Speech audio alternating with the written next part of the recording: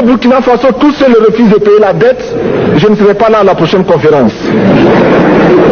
Message passé à nous chefs d'État africains, parce qu'au prochain forum, nous ne devrons pas venir ici sans avoir assuré, pour ceux qui ne connaissent pas la guerre, l'autosuffisance alimentaire de nos peuples. L'esclave qui n'est pas capable d'assumer sa révolte ne mérite pas que l'on s'apitoie sur son sort. Cet esclave répondra seul de son malheur s'il se fait des illusions sur la condescendance suspecte d'un maître qui prétend l'affranchir. Seule la lutte libère. Nous avons bien appris une chose. L'esclave qui n'est pas capable d'assumer sa révolte ne mérite pas que l'on s'apitoie sur son sort. Nous ne nous apitoyons pas sur nos sorts, on ne demande pas que quelqu'un s'apitoie sur notre sort. Chaque fois qu'un pays africain achète une arme, c'est contre un Africain. Ce n'est pas contre un Européen. Ce n'est pas contre un Asiatique. C'est contre un Africain. Ce qui est le problème, c'est de voir des chefs d'État africains qui n'apportent rien à ces peuples qui se battent, mais qui chantent la même chose que les impérialistes en nous traitant de milices, en nous traitant donc d'hommes qui ne respectent pas les droits de l'homme. De quels droits de l'homme parle-t-on? Nous nous offusquons contre cela et c'est honteux. Il faut que nous, chefs d'État africains, nous arrêtons de nous comporter donc en marionnettes qui dansent à chaque fois que les impérialistes tirent sur les ficelles.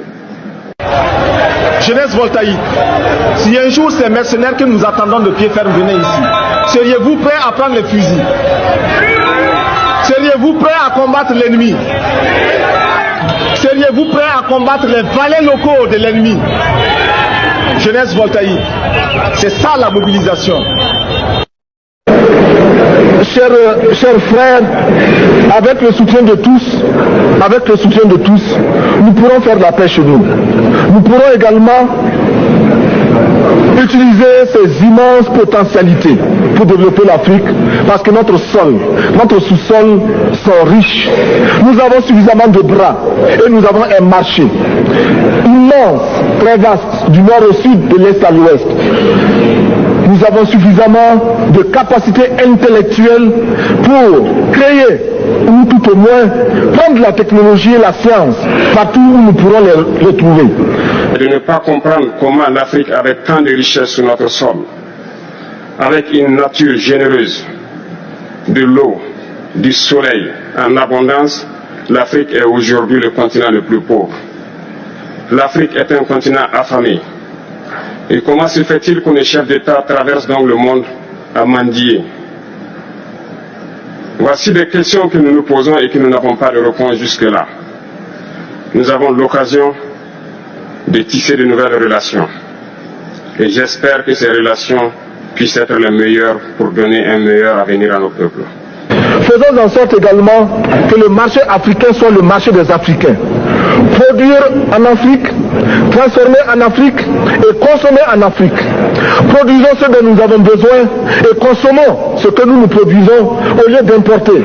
Le Burkina Faso est venu vous exposer ici la cotonnade produite au Burkina Faso, tissée au Burkina Faso, cousue au Burkina Faso pour habiller les Burkinabés.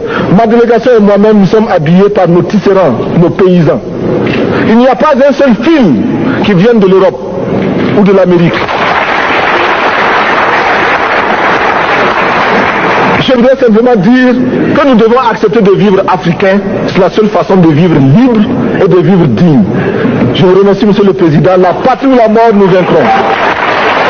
Mais je voudrais terminer en disant que nous devons donc rendre hommage à nos peuples qui se battent. Gloire à nos peuples, dignité à nos peuples, victoire à nos peuples. La patrie ou la mort, nous vaincrons. Merci, camarades.